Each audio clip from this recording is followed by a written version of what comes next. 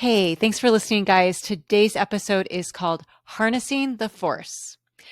And before I start, just want to preface it with someone might have just rewatched the most recent Star Wars trilogy lately, and it might have shaped what they want to say in their podcast episodes. Just maybe. So, yes, it's called The Force, as in capital F, Force. The Force is life that flows through us and is a mix of truth and love.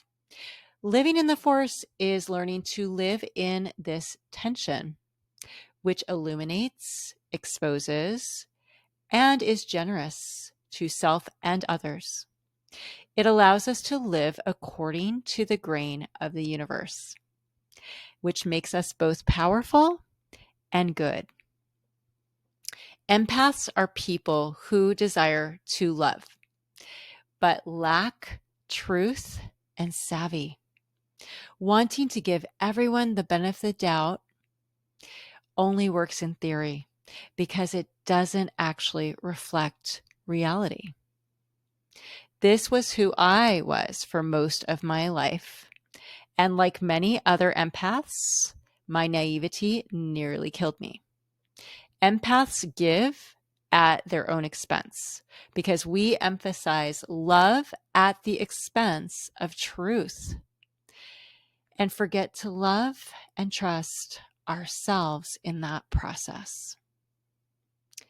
After I resurrected from near death, I learned the importance of truth, but dropped love temporarily because I did not believe the two were actually compatible. I went through a few years where all I did was feel angry at the people who had scapegoated me, and I channeled that anger out of my body into accountability, which felt amazing and gave me back my life. This was a necessary phase for me to practice loving myself for the first time ever. I slowly learned it is not only possible to live out both truth and love, but necessary. Yet I had to come to this after learning to love myself, not before. Now, as I attune to myself, knowing I matter, I trust myself to relate to the person in front of me, showing both generosity and kindness, while also ready to hold them accountable as needed. I've learned to trust my gut in the moment, taking things on a case by case basis, because this is wisdom. Here is an example.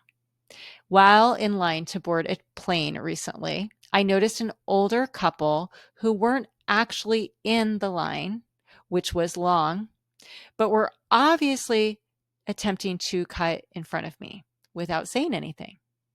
It felt so awkward and it felt wrong. So I named what they were doing out loud. My voice was friendly but strong, and I said, "You guys go ahead and cut in front of me." I said this with a twinge of sarcasm that only I could hear, and I immediately felt relieved after I said it. It presented them with an opportunity to explain themselves, and they also seemed relieved for this. They shared that they had been expecting to be given the opportunity to board earlier, as most flights have veterans pre-board, and I guess this flight did not. Did I think this was a good reason for them to cut in line like they were doing? Not really. But I could appreciate that they were used to pre-boarding and given this privilege, and that this flight was not offering that option. So I thought, good enough. I smiled and I waved them forward, saying, "Go for it." Part of me wanted to say, is that what they taught you in the military? That it is okay to cut in line in front of others? But I just thought this to myself and I laughed to myself and I was happy. A necessary component of living in the Force is knowing yourself, specifically knowing what belongs to us and what does not. This entails seeing other people's projections as their projections, not truth. In order to know yourself or ourselves to this degree, we have to dislodge all shame, giving it back to the people who first gave it to us, mainly our parents. We don't have to do this in person. They never have to know we're doing it. That is the good news. But until we do this, we simply cannot fully trust and love ourselves because there is something not native still within us. Now, if you haven't already done the dislodging shame exercise for yourself, please go back to a previous podcast that I published a month or two ago, which is titled What Kills Empathy? And the second half of that episode, I lead listeners in an exercise to dislodge shame for themselves. Again, we don't actually have to confront our parents or anyone else. We do this in our imaginations and it works. As we become shame-free, it is easier to recognize when others project onto us. Here's an example. One day about 4 years ago, I went for a run and I was processing so much of what I was hearing as a therapist on that run.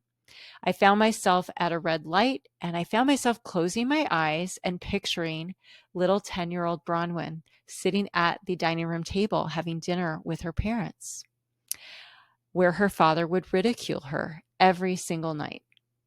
I imagined my adult self entering that memory, going over to little Bronwyn, sitting down across from her, looking her in the eyes and saying, "Little Bronwyn, I see how ashamed you feel.